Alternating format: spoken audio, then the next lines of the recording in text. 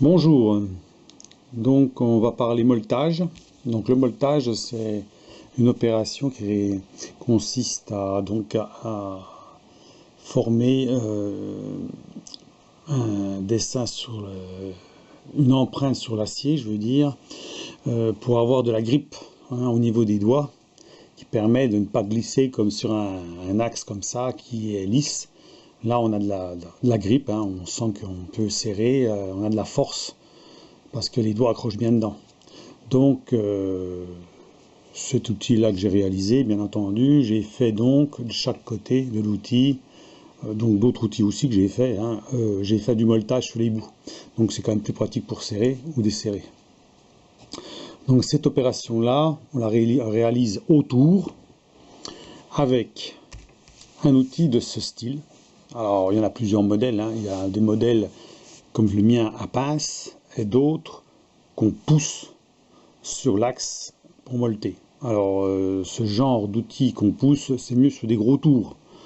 Malgré que quand on veut molleter un petit axe comme ça qui fait 10 mm, si on pousse, on va tordre. Donc, il serait mieux d'avoir ça. Donc, cet avantage de cet outil-là, c'est qu'on pince donc l'axe ici et on serre. Donc on ne force pas sur la broche, on ne force pas sur le chariot.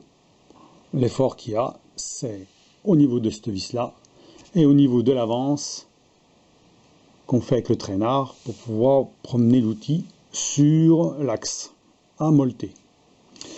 Donc ça, c'est un outil donc avec deux molettes qui est un dans un sens, une dans l'autre.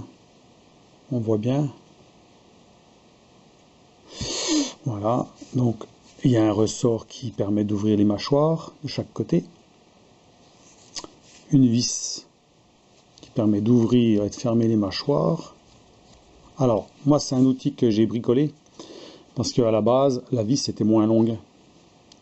Et j'ai un peu fraisé au niveau des molettes pour dégager mieux les molettes de chaque côté, à l'intérieur. Pourquoi? Parce que en faisant comme ça me permet de prendre,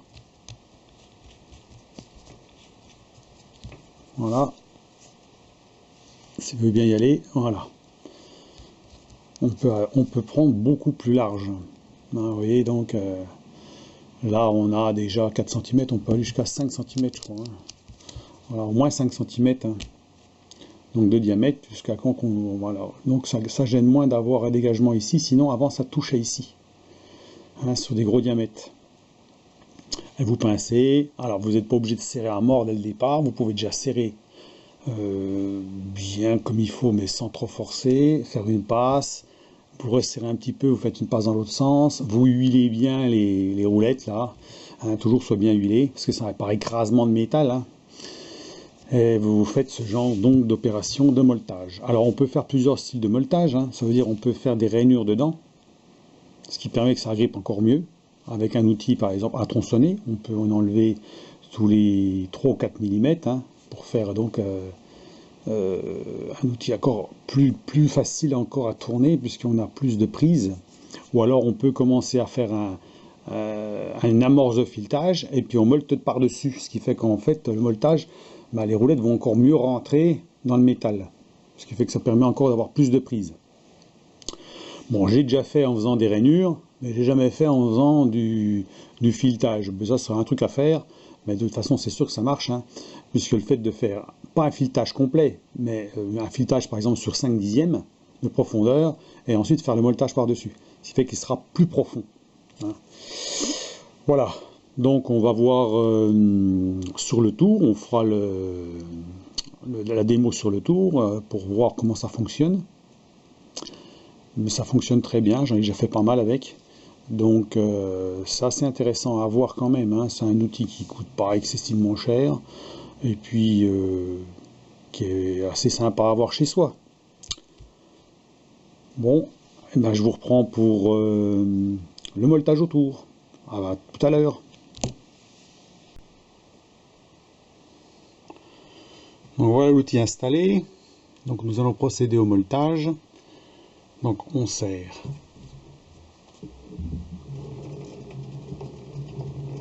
Voilà. l'avance automatique. Et on y va. Donc là je fais manuellement avec la manivelle. Bien sûr que j'ai bien centré les deux galets par rapport à l'axe donc de la pièce à molleter.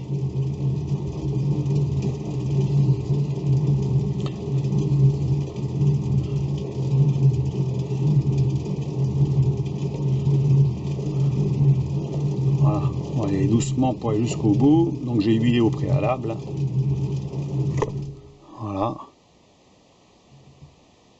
Donc là c'est pas mal. On va défaire l'outil. Voilà.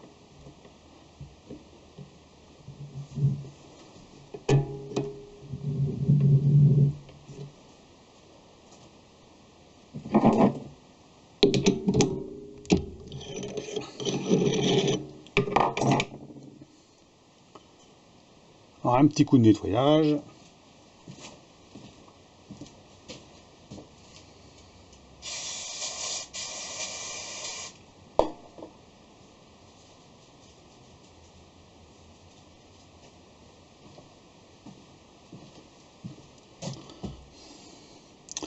Voilà ce que ça donne. Alors j'ai essuyé avec du papier, j'espère qu'il n'y a pas trop de papier dedans. Voilà, ça fait un beau molletage quand même, hein. Donc là c'était la tige que j'avais filetée donc avec un pas de 0,4. Donc j'ai remolleté par dessus. Donc on voit que le molletage il est bien marqué. Et en même temps, si on mesure, on va mesurer entre là et là. Parce que quand on molte en général on fait gonfler le métal. Donc on va mesurer ici, puis on va mesurer là. Pour au pied à coulisse. Si je trouve mon pied à coulisse.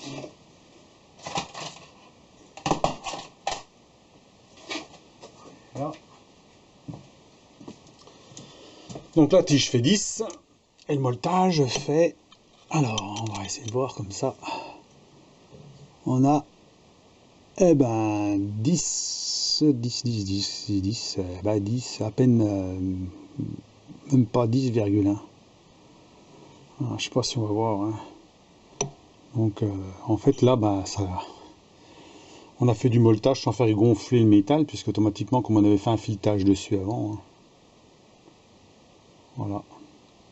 On va prendre la loupe pour voir, peut-être que ça ira mieux. Alors, sa petite loupe.